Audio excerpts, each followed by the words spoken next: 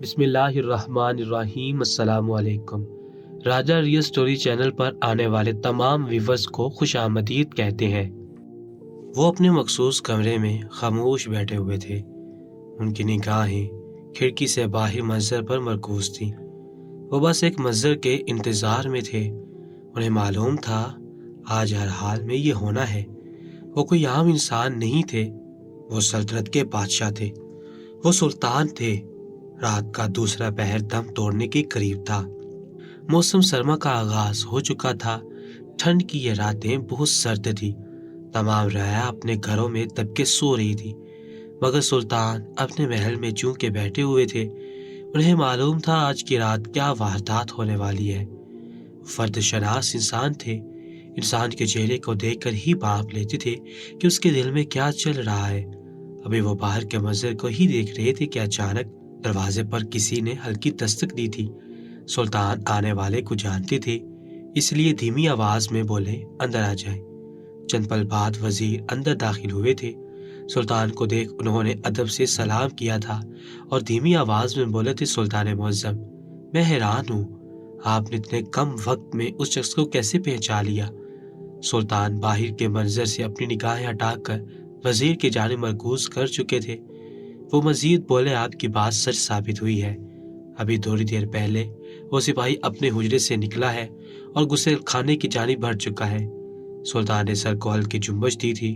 ان کے چہرے پر ایک انجانی مسکراہٹ آئی تھی۔ وہ فوراً اپنے مخصوص کمرے سے باہر آئے تھے۔ اس پہر انہوں نے کالے رنگ کا لباس زیبتن کیا ہوا تھا، جو ظاہر کرتا تھا کہ سلطان کسی سلطنت کے بادشاہ نہیں بلکہ ایک عام رعایا ہے۔ لیکن اگر کوئی شخص ان کی چال کو غور سے دیکھتا تو لازم تھا کہ وہ سلطان کو پہچان جاتا۔ سلطان نے اپنی پگڑی اتار لی تھی، سر پر کالے رنگ کی چادر ہی پہن رکھی تھی اور چہرے کو بھی ڈھانپ لیا تھا۔ وزیر ان کے ساتھ ساتھ ہی تھا۔ سلطان پچھلے حصے کی طرف آئے تھے اور وزیر کے کندھے پر ہاتھ رکھتے ہوئے بولے، نہ جانے یہ آدمی کہاں جائے گا، اس کا کیا منصوبہ ہے، ہم ابھی نہیں جانتے۔ آپ فی الحال محل میں رہے، ہم تمام معاملات طے کر کے واپس آتے ہیں، آپ کو پریشان ہونے کی ضرورت نہیں ہے۔ جبکہ وزیر بے ساختہ بولا تھا، سلطان معظم، آپ غلط بیانی کر رہے ہیں۔ آپ نے ہم سے کہا تھا کہ آپ ہمیں ہر حال میں اپنے ساتھ لے کر جائیں گے، تو آپ ہمیں انکار کیسے کر سکتے ہیں؟ وہ تڑپ اٹھا تھا، جبکہ سلطان نے سر کو نفی میں ہلایا تھا اور ان کی جانب دیکھتے ہوئے بولے، خدا کے لیے وزیر، حالات کو سمجھنے کی کوشش کریں۔ اگر ابھی ہم آپ کو لے کر جاتے ہیں تو ہم دونوں ہی نکاحوں میں آ جائیں گے اور یہ سپاہی ہمیں وہاں نہیں لے کر جائے گا جہاں سے یہ آیا ہے۔ آپ یہی محل میں ٹھہریں اور یہاں کے معاملات طے کریں، نہ جانے ہمیں واپس آنے میں کتنے دن لگ جائیں۔ وہ یہ بول کر مزید آگے بڑھے تھے، جبکہ وزیر بھی ان کے ہم قدم ہوتے ہوئے بولا، سلطان معظم، میں آپ کو تنہا نہیں چھوڑ سکتا۔ نہ جانے وہ کون ہے، اس کے پیچھے کتنے لوگ ہیں، اور اگر آپ پر حملہ ہو گیا تو؟ اس کا دل ڈر چکا تھا۔ کئی بار ایسا واقعہ پیش آ گیا تھا۔ وہ کسی صورت سلطان کو اکیلے نہیں چھوڑنا چاہتا تھا، لیکن سلطان بھی اپنے نام کے پکے تھے۔ انہوں نے محض ایک سرد نگاہ ان کے وجود پر ڈالی تھی اور اسی پل وزیر کے قدم زنجیر ہو گئے تھے۔ اس نے نگاہیں جھکا لی تھی۔ سلطان بنا ان پر نگاہ ڈالے پچھلے دروازے سے نکل گئے تھے۔ چند پل وہ اندھیرے میں ہی کھڑے رہے تھے۔ اس پہر وہ رات کا ہی ایک حصہ لگ رہے تھے۔ اچانک ہی چھوٹے دروازے سے ایک آدمی آیا تھا، جس کا لباس مکمل طور پر تبدیل تھا۔ اس نے سفید رنگ پہنا ہوا تھا اور جیسے ہی آگے بڑھا تو سلطان کی نگاہ بے ساختہ اس کے پیچھے بنے نشان پر گئی تھی۔ اس پل ہی سلطان جان گئے تھے کہ یہ آدمی کون ہے۔ ان کا شک یقین میں بدل گیا تھا۔ انہوں نے اس پل اپنے رب کا شکر ادا کیا تھا کہ انہوں نے انہیں اتنی صلاحیت ضرور بخشی تھی کہ وہ اگلے کی شخصیت کو پہچان سکے۔ سلطان پھونک پھونک کر قدم اٹھاتے اس کے پیچھے چل رہے تھے، جبکہ وہ آدمی بھی کافی ہوشیار طبیعت کا مالک تھا۔ چند قدم آگے بڑھاتا پھر پیچھے مڑ کر ضرور دیکھتا تھا، اور سلطان 2-4 بار میں ہی اس کی اس حرکت کو پہچان گئے تھے۔ وہ فوراً اوٹ میں ہو جاتے تھے۔ ابھی تک وہ دونوں آدھا راستہ عبور کر چکے تھے۔ وہ آدمی چلنے میں ماہر تھا۔ کچھ دیر کے لیے ٹھہرتا اور پھر اپنے قدم آگے کی جانب بڑھا دیتا تھا۔ سلطان کو ایک پل کے لیے اپنے پاؤں میں درد کی ٹیس اٹھتی محسوس ہوئی تھی، کیونکہ انہیں چلتے ہوئے کافی وقت گزر گیا تھا مگر وہ شخص ٹہرنے کا نام نہیں لے رہا تھا۔ کافی دیر چلنے کے بعد وہ ایک درخت کے نیچے بیٹھ گیا تھا۔ یقیناً وہ بھی چل چل کر تھک چکا تھا۔ سلطان نہیں جانتے تھے کہ وہ آدمی کہاں جانا چاہتا ہے، مگر اس کا نشان اس بات کی گواہی تھا کہ وہ کون ہے، اور اس بات سے تھوڑا بہت سلطان کو اندازہ ہو چکا تھا کہ وہ کہاں جائے گا، اور اس کے لیے انہیں بہت لمبی مسافت طے کرنی تھی، اور اس مسافت کے لیے انہیں آرام کرنا بے حد ضروری تھا۔ سلطان بھی دوسرے درخت کے پچھلے حصے کی جانب بیٹھ کے تھے، مگر نگاہیں اس آدمی پر ہی مرکوز تھیں جو اپنے پاؤں سیدھے کیے سستا رہا تھا۔ سلطان کی آنکھوں کے سامنے دربار کا منظر لہرانے لگا تھا۔ آج صبح جو واقعہ پیش آیا تھا اس کو سوچ کر سلطان کے رونگٹے کھڑے ہو گئے تھے۔ وہی تو ایک پل تھا جب سلطان نے فیصلہ کیا تھا کہ وہ ہر حال میں اس آدمی کا پیچھا کریں گے اور معلوم کریں گے یہ کون ہے اور کس شخصیت کا حامل ہے اور ہمارے محل میں کیا کر رہا ہے۔ سورج طلوع آفتاب ہوتے ہی سلطان نے اپنی زوجہ کے ماتھے پر ایک محبت بھرا بوسہ دیا تھا، ان کے خوبصورت چہرے کو نہار کر اپنے دل میں اتارا تھا اور فوراً غسل خانے کی جانب بڑھ گئے تھے۔ چند پل بعد دربار لگنا تھا اور اس سے پہلے ناشتہ بھی تناول کرنا تھا۔ وہ تمام کام جلد از جلد کرنا چاہتے تھے تاکہ کوئی بھی پریشانی ان کو لاحق نہ ہو۔ وہ وقت کے پابند تھے، اکثر اوقات دربار میں انتظامیہ پہنچ نہیں پاتی تھی مگر سلطان اپنے وقت سے پہنچ کر اپنا تخت سنبھال لیا کرتے تھے۔ انہوں نے چند پل بعد غسل لیا تھا اور شاہی لباس زیب تن کر کے باہر آئے تھے۔ ان کے سوچنے کے بالکل ٹھیک مطابق ان کی زوجہ کمرے میں نہیں تھی، جس کا صاف مطلب تھا کہ وہ ناشتے کا اہتمام کرنے کے لیے گئی ہے۔ انہوں نے فوراً اپنے آپ کو سنوارا تھا اور ناشتے کے لیے کھانے والے کمرے میں پہنچ گئے تھے، لیکن انہیں معلوم نہیں تھا کہ آج ان کی آنکھوں کے سامنے کیا منظر آنے والا ہے۔ کمرے کے بڑے دروازے کھول دیے گئے تھے۔ سلطان جیسے ہی کمرے میں داخل ہوئے تو ان کی نگاہ بے ساختہ ایک شخص پر گئی تھی جو پکوان کے پاس بیٹھا نہ جانے کیا کر رہا تھا۔ سلطان اس کو مخاطب کرتے ہوئے بولے، اے نوجوان شخص، کیا کر رہے ہو؟ وہ ہر برا کر پیچھے ہٹا تھا اور سلطان کو شائستگی سے سلام کرنے لگا تھا۔ سلطان اپنی جگہ پر ٹھہر گئے تھے۔ یہ چہرہ کچھ شناسا سا تھا مگر یہ کون تھا وہ پہچان نہیں پائے تھے۔ سلطان اس آدمی پر ایک تنقیدی نگاہ ڈال کر سربراہی نشست کی طرف بڑھ گئے تھے۔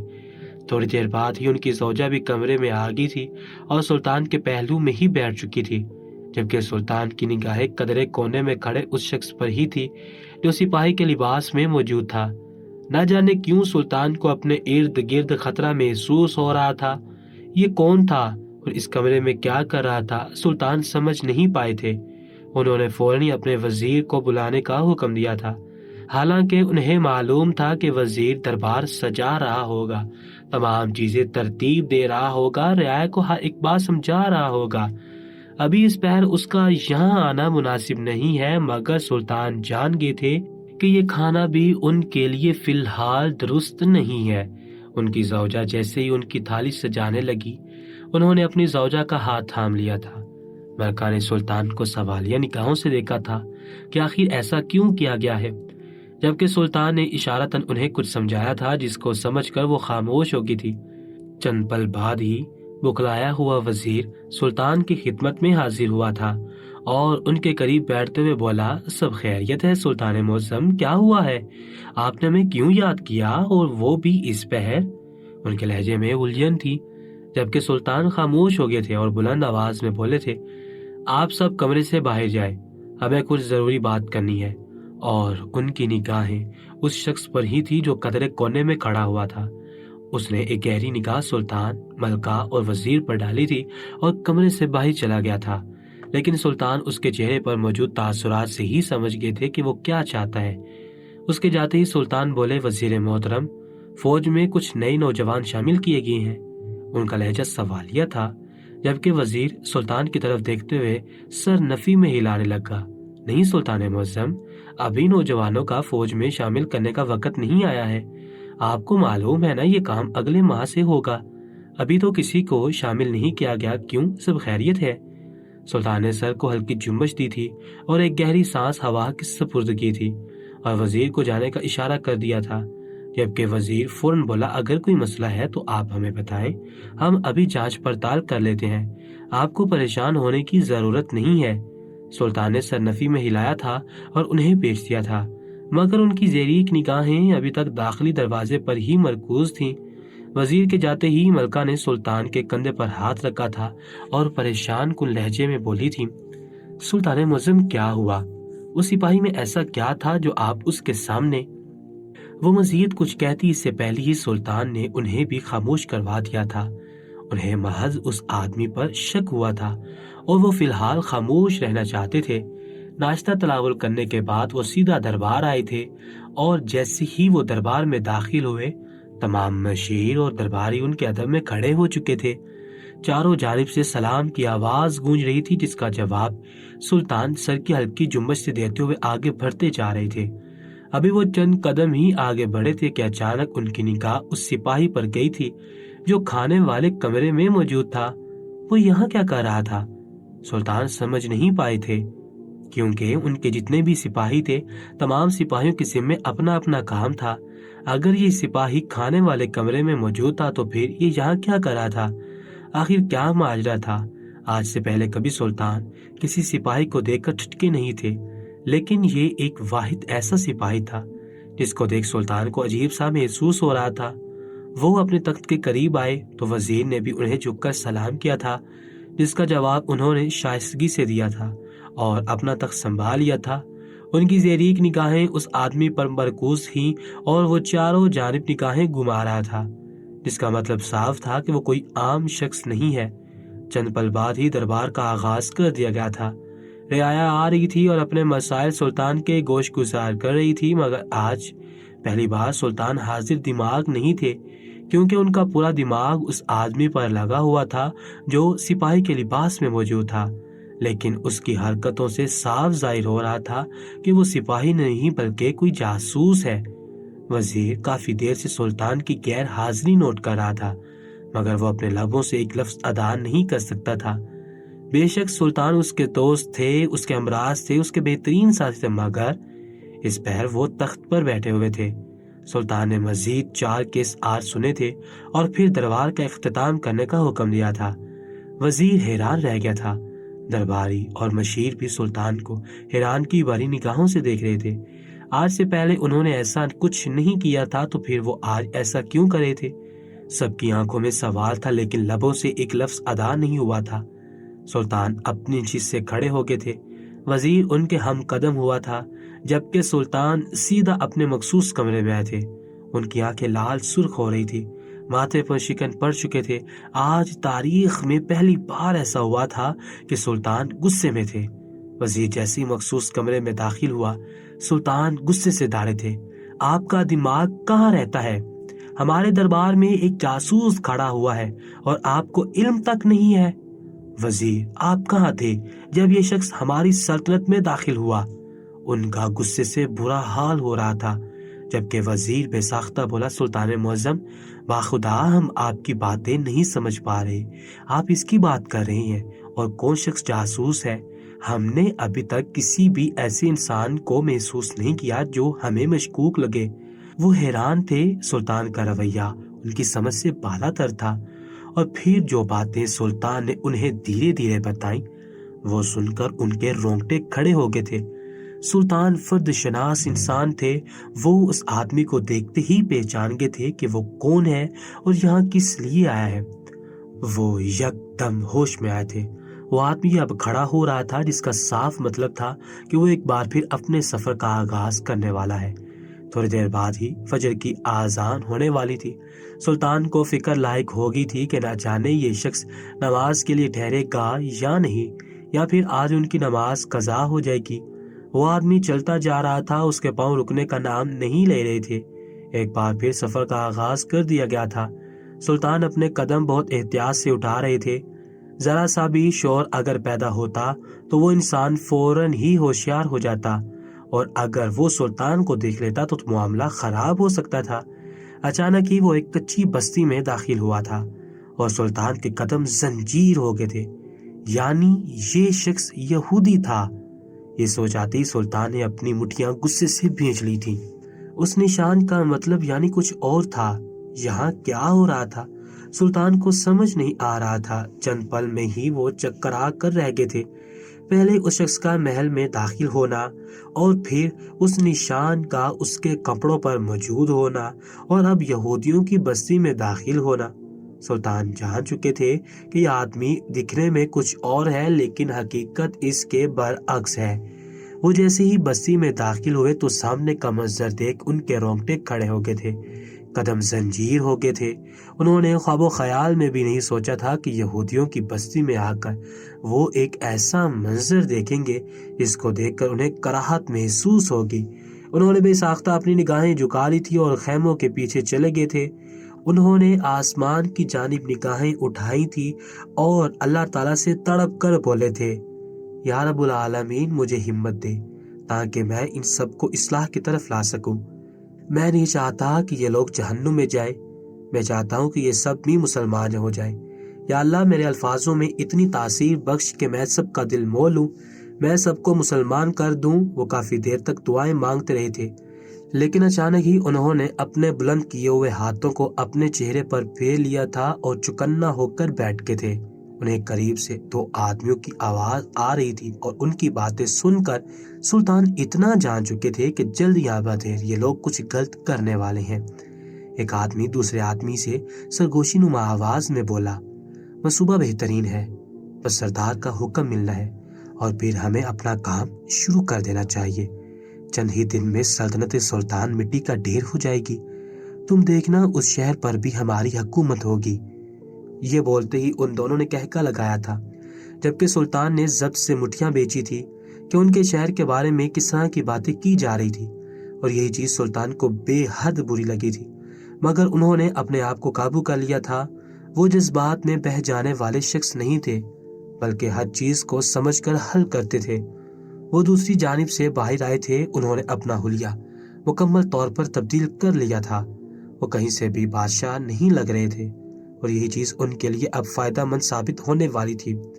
उन्होंने यही तय किया था कि वो पूरी बस्ती का गश्त करेंगे, मालूम करेंगे कि यहाँ रहने वाले उनकी सल्तनत के लिए क्या मंसूबा बना रहे हैं। जो भी जासूस सुल्तान ने छोड़े हुए थे उनमें से कोई एक भी अभी तक सुल्तान के पास ऐसी कोई खबर लेकर नहीं आया था कि यहाँ कोई यहूदियों की बस्ती भी है और यही चीज सुल्तान का गुस्सा मजीद बढ़ा चुकी थी। उन्हें वजीर पर भी बेहद गुस्सा था कि उनकी मौजूदगी में ये शख्स सल्तनत में दाखिल हुआ कैसे और उसको हमारे सिपाही का लिबास कैसे मिला। उनके दिमाग में अजीब अजीब सोचें चल रही थी। आखिर कौन था वो शख्स जो सल्तनत में गद्दारी कर रहा था। सुल्तान के तमाम सिपाही, वजीर, मशीर, दरबारी, तमाम लोग उनके साथ वफादार थे। उनकी रियाया उनके लिए अपनी जान देने को तैयार रहती। तो फिर ये कौन था जिसने ये हरकत की थी? किसने उस शख्स को सल्तनत में दाखिल किया था और सिपाही का लिबास दिया था? ये सोचकर वो चलते जा रहे थे। उनकी ज़रीक निगाहें हर खैमे में थीं। वो अंदर का मंजर भी देख लेना चाहते थे, लेकिन हर चीज मुमकिन नहीं होती। अभी वो मजीद आगे बढ़ते कि दो सिपाहियों ने उनका रास्ता रोक लिया था। सुल्तान ने अपने आप को काबू किया था। चेहरे के तासुरात बिल्कुल भी तब्दील होने नहीं दिए थे। वो आदमी सुल्तान की जानिब देखते हुए बोला, कौन हो तुम और यहाँ क्या कर रहे हो और ये डगर डगर घूमने की तुम्हें क्या जरूरत है? सुल्तान जान चुके थे यहाँ रहने वाले हर चीज पर नजर रखते हैं। वो उस आदमी को देखते हुए बोले, भाई साहब कुछ नहीं, बस मुसाफिर हूँ, रास्ता भटक गया हूँ, सोचा आपकी बस्ती को घूम लेता हूँ, बहुत पुरकशिश बस्ती है आपकी। सुल्तान बात बनाते हुए बोले थे। वो आदमी सुल्तान की जानिब देखते हुए सवालिया बोला, तुम मुसलमान हो? सुल्तान का दिल एक पल के लिए दहल उठा था। आज पहली बार वो इस चीज से नफी करने वाले थे। उनका दिल उदास हुआ था। एक पल के लिए उनके चेहरे के तासुरात भी तब्दील हुए थे, मगर वो बेबस थे। उन्हें हर हाल में उस आदमी की बात की नफी करनी थी। अगर वो सरस बात में हिला देते तो वो कभी भी उनका मंसूबा ना जान पाते और ना ही उन सबको राह रास्त की तरफ ला पाते। उन्होंने सर को नफी में हिलाया था, मगर लबों से एक लफ्ज अदा नहीं किया था। दोनों आदमियों ने एक दूसरे की जानिब देखा और सुल्तान को देखते हुए बोले, न जाने क्यों तुम हमें मुसलमान लगते हो। खैर, तुम्हें सरदार के सामने हाजिरी देनी होगी, اس کے بعد ہی تم یہاں ٹھہر سکتے ہو۔ ہماری بستی میں اس طرح تمہیں گھومنے کی اجازت نہیں ہے، یہاں پر ہر ایک پر نظر رکھی جاتی ہے۔ سلطان خاموش ہو گئے تھے۔ وہ کچھ کہنا چاہتے تھے، بات بنانا چاہتے تھے، لیکن انہیں موقع سردار سے ملنے کا مل رہا تھا۔ اگر وہ اس موقع کو ضائع کر دیتے تو یہ ان کی بہت بڑی بے وقوفی ہوتی۔ انہوں نے سر کو ہلکی جنبش دی تھی اور سردار کے پاس جانے کی خواہش ظاہر کی تھی۔ وہ لوگ سلطان کو لیے سردار کی جانب بڑھنے لگے تھے۔ جگہ جگہ آگ جل رہی تھی، لوگ بیٹھے خوش گپوں میں مصروف تھے اور ان کے ہاتھوں میں موجود مشروب دیکھ سلطان سمجھ گئے تھے کہ وہ لوگ کیا نوش فرما رہے ہیں۔ انہوں نے سر جھٹکا تھا اور اپنے قدم ان لوگوں کے پیچھے بڑھائے تھے۔ ان کا دل عجیب سی کیفیت سے دوچار تھا، دل ہی دل میں وہ اللہ تعالیٰ کا نام لیتے جا رہے تھے۔ انہیں معلوم نہیں تھا کہ آج ان کے ساتھ کیا واقعہ پیش آنے والا ہے جو ان کی زندگی پر اتنا اثر انداز ہوگا۔ وہ جیسے ہی بڑے خیمے میں داخل ہوئے، وہاں موجود تمام لوگ ان کی جانب متوجہ ہوئے تھے۔ اونچا لمبا دراز قد، چوڑی جسامت اور اس پر کالا لباس پہنے وہ کوئی عام انسان کبھی لگتے ہی نہیں تھے۔ بے شک انہوں نے عام مسافروں کا لباس زیب تن کیا ہوا تھا، لیکن ان کی چال اور ان کا رعب ہی سامنے والے کو متاثر کر دیتا تھا۔ تخت پر بیٹھا یہودیوں کا سردار بے ساختہ اپنی جگہ سے کھڑا ہو گیا تھا۔ سردار کو کھڑا ہوتا دیکھ وہاں موجود تمام لوگ ہی کھڑے ہو گئے تھے۔ سلطان سردار کو ہی دیکھ رہے تھے۔ یہودیوں کا سردار ان کو دیکھتے ہوئے بولا، کون ہے یہ شخص اور یہاں کیوں لے کر آئے ہو؟ اجازت نام کی بھی کوئی چیز ہوتی ہے، بنا اجازت کے آنے کا مطلب جانتے ہو تم لوگ؟ جبکہ ایک یہودی سپاہی سردار کی جانب دیکھتے ہوئے بولا، سردار محترم معافی چاہتے ہیں، آپ کی اجازت بغیر ہم خیمے میں آئے۔ دراصل یہ آدمی ہماری بستی میں گشت کر رہا تھا اور ہر ایک انسان کو بہت غور سے دیکھ رہا تھا۔ یہ کون ہے ہم سمجھ نہیں پا رہے ہیں، آپ اپنے طریقے سے ان سے پوچھ لیں۔ جبکہ سردار نے سلطان کی جانب دیکھا تھا اور ایک متاثر کو نگاہ ڈالی تھی، مگر فوراً اپنے تاثرات پر قابو پا لیا تھا اور سوالیہ لہجے میں بولا تھا، ہاں کون ہو تم اور ہماری بستی میں کیا کرنے کے لیے آئے ہو؟ اس سردار کی آواز بھاری سی تھی۔ سلطان اس آدمی کی جانب دیکھتے ہوئے بولے، بھائی صاحب، ہم نے آپ کے ساتھیوں کو بتا دیا ہے، ہم مسافر ہیں، راستہ بھٹکی ہیں، آپ کی بستی تھوڑی پرکشش نظر آتی ہے، اس لیے گھوم پھر کر دیکھ رہے تھے۔ اگر آپ کو لگتا ہے کہ ہم مشکوک ہیں تو ہم آپ کے خیمے میں ہی بیٹھ جاتے ہیں، صبح کا سورج طلوع آفتاب ہوتے ہی ہم نکل جائیں گے۔ جبکہ وہ سردار سلطان کی جانب دیکھتے ہوئے بولا، بہت تیز آدمی ہو، باتوں میں الجھانا کوئی تم سے سیکھے، بیٹھ جاؤ۔ اور ان دونوں سپاہیوں کو اس سردار نے باہر بھیج دیا تھا، جبکہ سلطان اس کے ساتھیوں کے ساتھ ہی بیٹھ کے تھے۔ چند پل مزید گزرے تھے کہ 4 حسین دوشیزائیں خیمے میں داخل ہوئی تھی۔ سلطان نے آنکھیں بند کر کے استغفر اللہ کا ورد جاری رکھا تھا۔ وہ سردار سلطان کی جانب دیکھتے ہوئے بولا، یہ حسین دوشیزائیں ہم نے مصر سے منگوائی ہیں، وہاں کی یہ زینت ہے، مگر آج ہی ہماری محفل میں 4 چاند لگائیں گی۔ آپ کو ایسی محفلیں پسند ہیں؟ سلطان نے دھیرے سے سر نفی میں ہلایا تھا اور خاموشی سے نگاہیں جھکا کر بیٹھ کے تھے۔ وہ سردار سلطان کی جانب دیکھتے ہوئے سوالیہ لہجے میں بولا، کیوں، آپ مسلمان ہو؟ سلطان کا دل عجیب سی کیفیت کا شکار تھا، ان کا بس نہیں چل رہا تھا وہ اس بات کو قبول کر لے، مگر اس پل کو وہ بے بس تھے۔ انہوں نے سر کو نفی میں ہلا دیا تھا۔ تھوڑی دیر بعد ہی محفل کا آغاز ہو گیا تھا۔ وہ دوشیزائیں دھن پر اپنے جسم کو بہت ہی خوبصورت انداز میں حرکت دے رہی تھی۔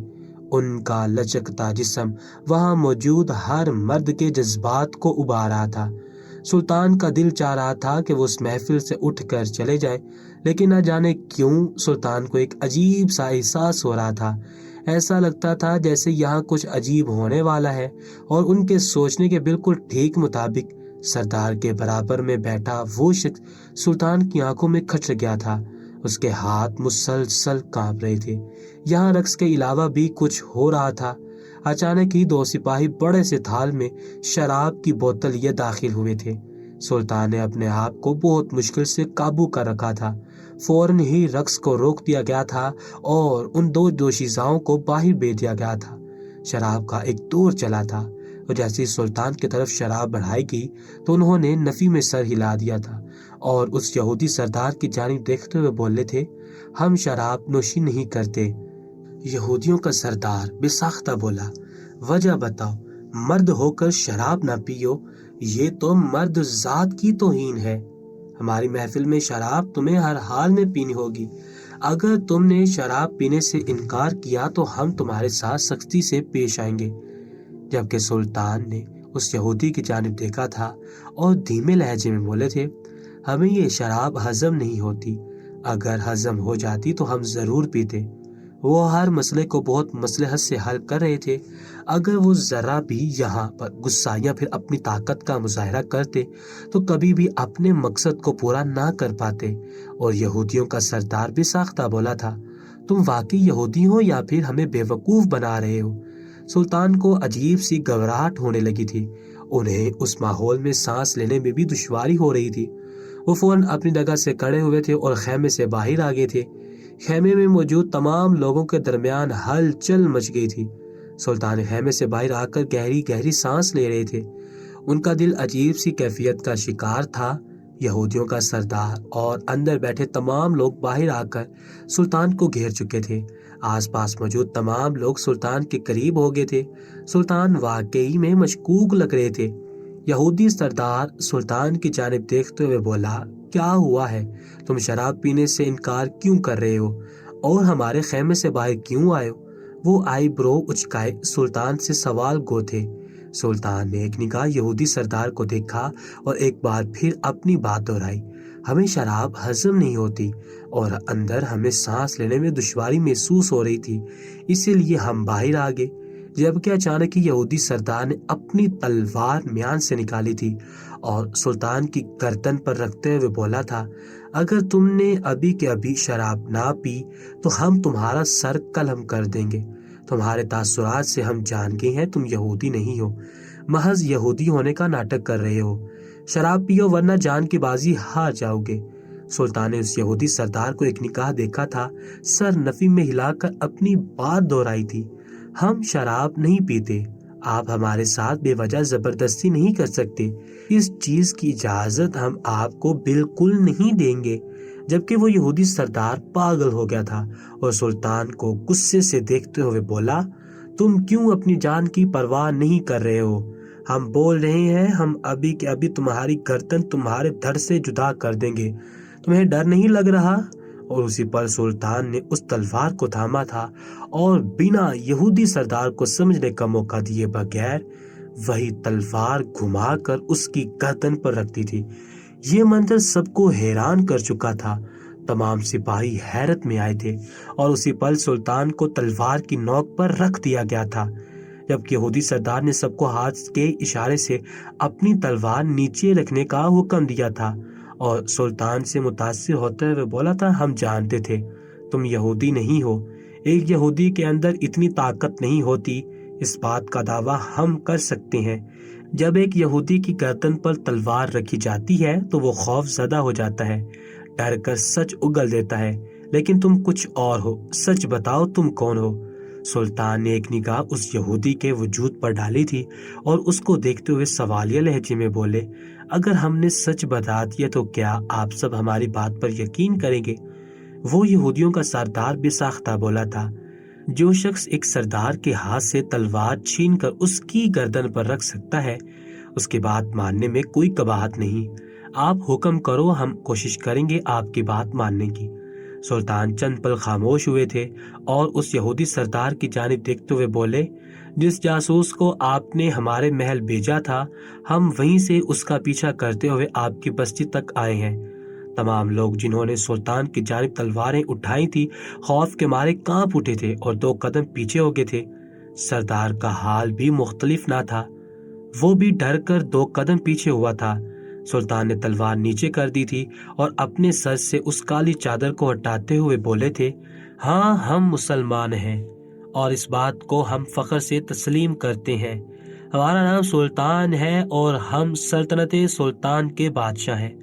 ہم یہاں ایک اہم مسئلے کی وجہ سے آئے تھے، ہمارا ارادہ آپ کے جاسوس کو قتل کرنے کا تھا، لیکن یہاں آ کر ہمیں معلوم ہوا ہے کہ آپ سب کو اصلاح کی ضرورت ہے اور یہ اصلاح ہمیں دینی ہے۔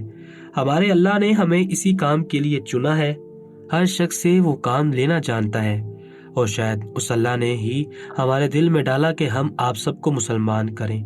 اگر میں چاہتا تو یہاں سے لوٹ جاتا، اپنا لشکر لے کر آتا اور اس پوری بستی کو صفائے ہستی سے مٹا دیتا، لیکن میں نے ایسا نہیں کیا۔ یہودیوں کا سردار سلطان کو بہت غور سے دیکھ رہا تھا۔ سلطان مزید بولے، میں چاہتا تو آپ کی تلوار سے ڈر کر یہ شراب پی لیتا، مگر میرے اسلام میں یہ شراب حرام قرار دی گئی ہے۔ اس حرام مشروب سے انسان مر سکتا ہے، تو میں نہیں چاہتا کہ میں جلد از جلد اس دنیا سے جاؤں۔ مجھے ابھی جینا ہے، اپنی رعایا کے لیے جینا ہے، اپنی زوجہ کے لیے جینا ہے۔ جو شخص اپنے بجائے اپنوں کے لیے جیتا ہے وہی شخص سکندر ہوتا ہے۔ میرے اللہ کا فرمان ہے، جو انسان دنیا کی آسائش کو ترک کر کے آخرت کی آسائش کو قبول کرے گا، میں اسے عطا کروں گا جو تمہیں اچھا لگے گا۔ معلوم ہے اگر تم اس دنیا میں اس شراب کو چھوڑ دو گے تو آخرت میں وہ اللہ تمہیں جنت کے اندر شراب دے گا۔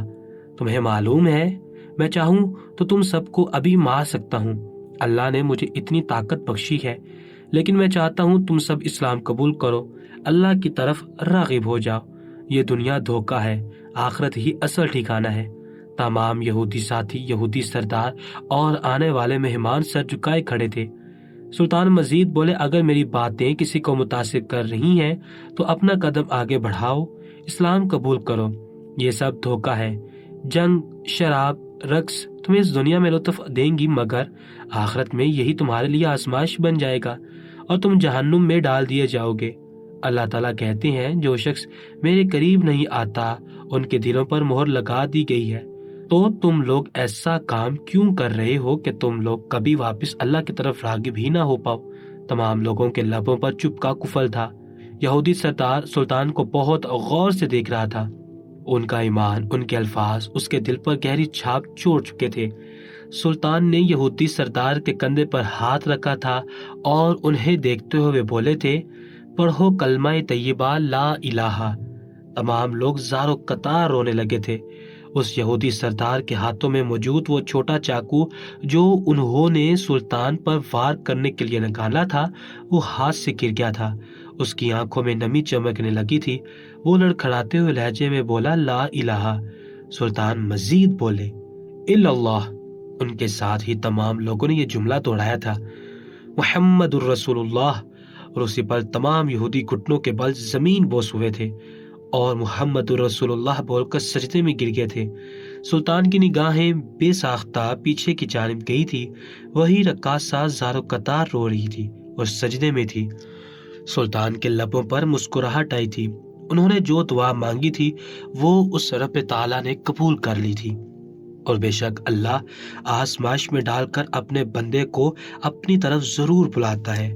یقیناً ان یہودیوں کا وقتی آزمائش ختم ہو گیا تھا اور بہترین وقت شروع ہو چکا تھا۔ سلطان کی وہاں بہت آؤ بھگت کی گئی تھی، اور اس کے بعد سلطان یہودی سردار سے اجازت لے کر اپنے محل کی طرف راغب ہو گئے تھے۔ بے شک جو انسان دوسروں کے لیے بھلائی سوچتا ہے، اللہ اس کے لیے بھی بھلائی ہی عطا کرتا ہے۔ پیارے ویورز، اگر آپ کو ہماری یہ کہانی اچھی لگی ہو تو ہمارے چینل راجہ ریئل اسٹوری کو سبسکرائب کریں، ساتھ لگے بیل آئیکن کو بھی ضرور پریس کریں تاکہ اس طرح کی پیاری ویڈیو کا نوٹیفیکیشن آپ کو بر وقت مل سکے۔